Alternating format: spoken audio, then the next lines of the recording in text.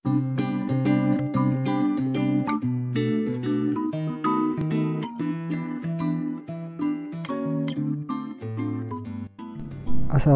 warahmatullahi wabarakatuh. Saya Nopali Adam dari kelas Ilmu Hukum B. Di sini saya akan mencoba untuk menunjukkan cara membuat dokumen perjanjian. Silakan saksikan. Sebelum saya memberikan tutorial membuat dokumen perjanjian ataupun kontrak bisnis, saya akan menjelaskan secara singkat mengenai perjanjian itu sendiri. Perjanjian menurut pasal 1313 KUH Perdata adalah suatu perbuatan dengan mana satu orang atau lebih mengikatkan dirinya terhadap satu orang ataupun lebih.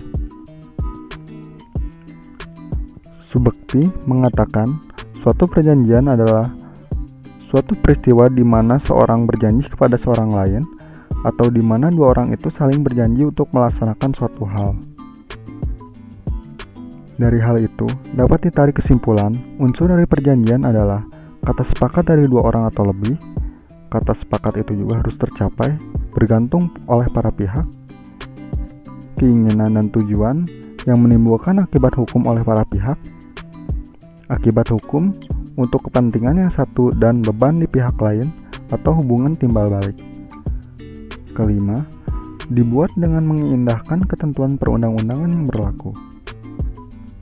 Walaupun mengindahkan ketentuan perundang-undangan yang berlaku, perjanjian harus memiliki syarat sah suatu perjanjian berdasarkan pasal 1320 KUH Perdata, yaitu sepakat, cakap untuk membuat suatu perjanjian, suatu hal tertentu, sebab yang halal. Dalam perjanjian terdapat subjek hukum, yaitu pendukung hak dan kewajiban, yang diantaranya adalah manusia dan badan hukum. Setelah mengetahui dengan jelas apa itu perjanjian, saya akan langsung menjelaskan tentang anatomi kontrak. Menurut Scott J. Barham, mengemukakan bahwa setiap kontrak dibangun dengan kerangka sebagai berikut. Pertama, description of instrument atau bagian pembuka. Kedua, caption atau identitas para pihak. Ketiga, transisi atau transition. Keempat, recital ataupun latar belakang. Kelima, definition atau definisi. Keenam, appreciative language atau klausul transaksi. Ketujuh, closing ataupun penutup. Untuk membuat tutorial, saya menggunakan anatomi kontrak menurut Hikmahanto Jawana yang membagi anatomi kontrak menjadi 3 bagian utama, yaitu draft pembuka ataupun pendahuluan, draft isi, dan draft penutup. Saya telah membuat surat perjanjian dengan judul Surat Perjanjian Kerjasama Usaha Komoditas Nomad. Saya akan menunjukkan bagaimana cara membuat surat perjanjian tersebut, dan dalam surat perjanjian yang saya buat terdapat juga nomor yang telah diwarnai. Untuk langkah selanjutnya pun saya telah memberikan warna yang berbeda untuk mempermudah dalam memahami pembuatan surat perjanjian tersebut.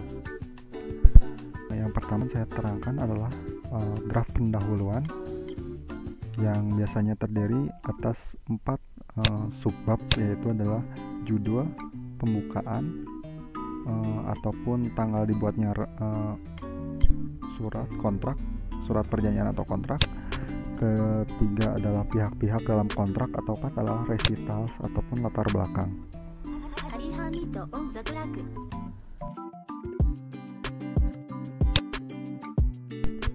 Draft pertama atau pembuka surat perjanjian kerjasama yang telah saya buat terdapat bagian judul.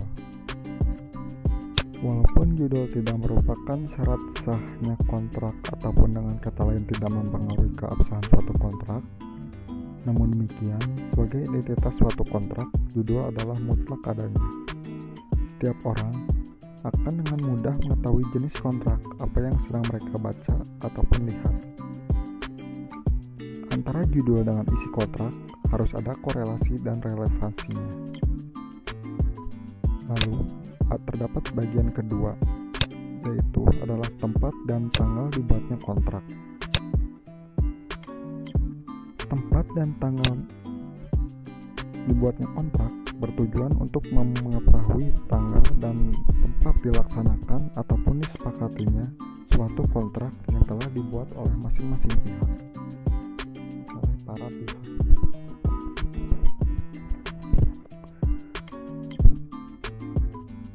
Lalu ketiga, terdapat bagian pihak-pihak dalam kontrak ataupun komparisi. Para pihak yang dimaksud di sini adalah pihak-pihak yang terlibat dalam suatu kontrak, baik kontrak perorangan maupun kontrak yang bersifat publik. Para pihak tersebut oleh hukum lazimnya dibagi menjadi dua kelompok, yaitu perorangan dan badan usaha. Badan usaha pun dibedakan menjadi dua, yaitu badan usaha berbadan hukum dan badan usaha tidak berbadan hukum. Dalam kontrak yang telah saya buat, pihak-pihak merupakan perorangan. Dengan begitu, keterangan di bawahnya pun bertindak atas nama pribadi. Bila perorangan itu ada perwakilan dari badan usaha, maka dicantumkan bertindak atas nama perusahaan. Perlu diingat pula, pencantuman kedudukan identitas tersebut dalam surat perjanjian baik sebagai pihak pertama ataupun pihak kedua. Lalu selanjutnya nomor 4 terdapat resital ataupun latar belakang. Resital adalah penjelasan resmi atau merupakan latar belakang atas suatu keadaan dalam suatu penjelaskan mengapa terjadinya perikatan. Dalam resital biasanya juga dicantumkan tentang sebab masing-masing pihak. Hal ini berguna karena merupakan salah satu syarat sahnya suatu perjanjian. Dalam perjanjian yang telah saya buat terdapat latar belakang pembuatan kontrak ini adalah untuk berinvestasi yang dilakukan oleh pihak pertama kepada pihak kedua, di mana pihak kedua adalah petani, sedangkan pihak pertama merupakan inventaris. Draft kedua atau isi kontrak. Draft ini dapat dibedakan dengan draft yang lainnya karena memiliki ciri terdapat banyak pasal-pasal di dalamnya. Pasal-pasal tersebut mempunyai beberapa ketentuan, yaitu ketentuan umum maupun ketentuan pokok. Ketentuan umum biasanya terdiri dari klausul definisi, sedangkan ketentuan pokok biasanya terdiri dari 3 klausul, yaitu klausul transaksi, klausul spesifik, dan klausula penunjang atau antisipatif. Dalam isi kontrak yang telah saya buat, terdapat 10 pasal yang memuat keempat klausula tersebut. Nah, dalam membuat isi kontrak adalah klausula definisi yang terdapat dalam pasal 1 hingga pasal 2. Klausul ini biasanya kontrak.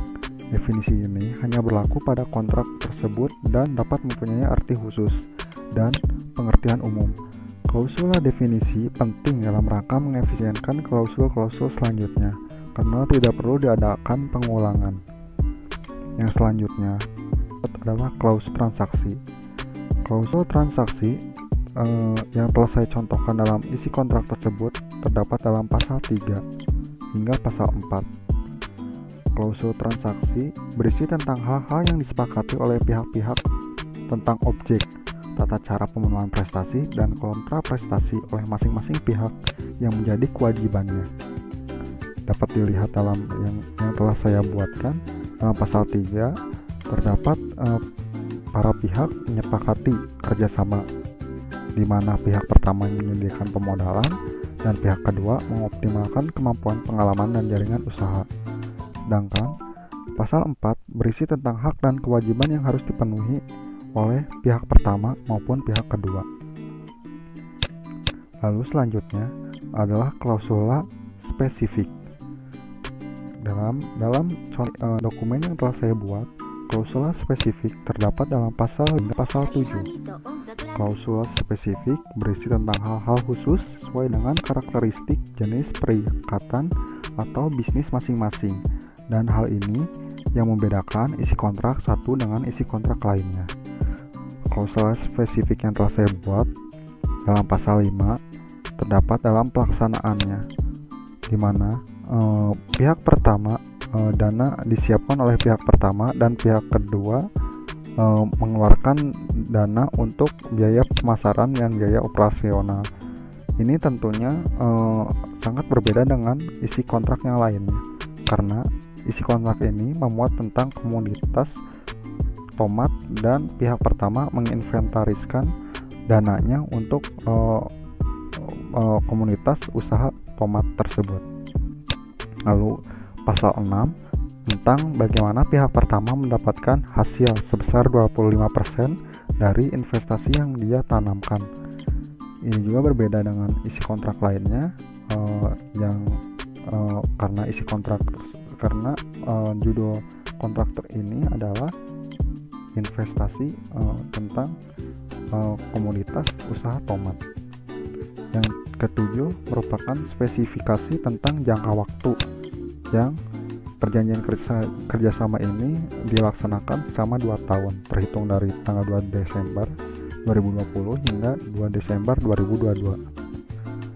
Lalu selanjutnya terdapat klausula antisipatif atau klausula penunjang.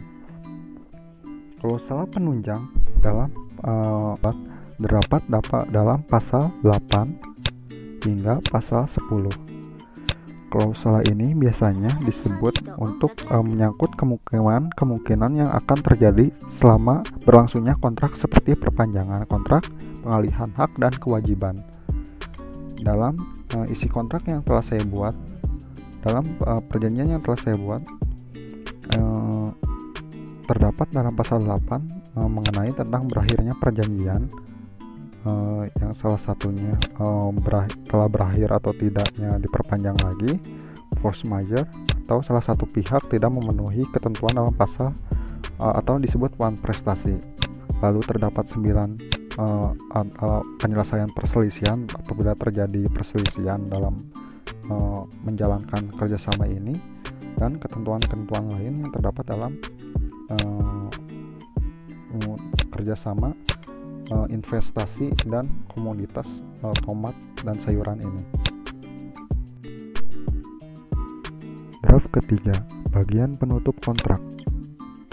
Ada 2 hal yang tercantum pada bagian penutup suatu kontrak, yaitu adalah kata penutup yang menerangkan bahwa perjanjian tersebut dibuat dan ditandatangani oleh pihak-pihak yang memiliki kapasitas untuk itu, atau para pihak yang menyatakan ulang bahwa mereka akan terikat oleh isi kontrak.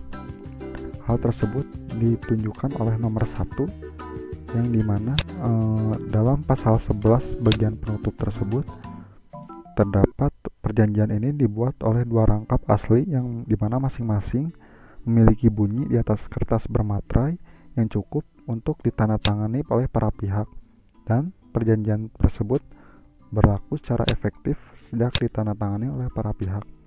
Itu menerangkan bahwa mereka akan terikat dengan isi kontrak. Lalu tanda tangan tempat para pihak menandatangani perjanjian atau kontrak dengan menyebutkan nama pihak yang terlibat dalam kontrak, nama jelas orang yang menandatangani, dan jabatan orang yang menandatangani. Lalu selain itu juga terdapat ketentuan yang menjelaskan tentang apabila terdapat lampiran ataupun penambahan yang belum diatur sebelumnya. Dalam bab penutup juga mengatur mengenai berlaku kontrak adalah ketika ditandatangani dan mulai efektif sejak ditandatangani.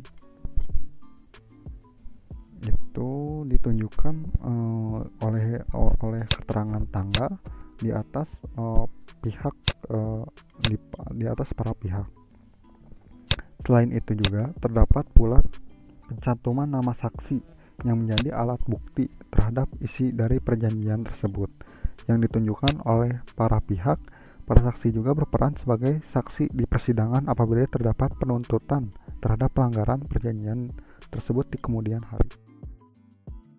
Sekian video tutorial yang dapat saya sampaikan. Mohon maaf apabila terjadi kesalahan dalam penyampaian materi. Terima kasih.